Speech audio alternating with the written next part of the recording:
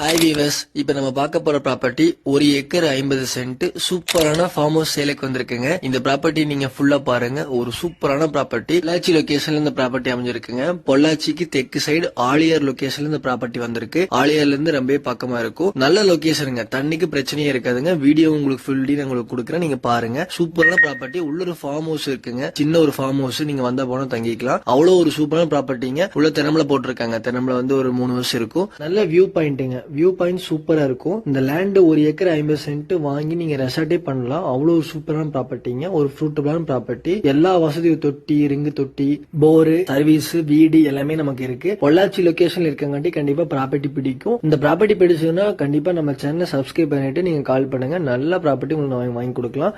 மேலும் நம்ம சேனலை சப்ஸ்கிரைப் பண்ணிக்கோங்க.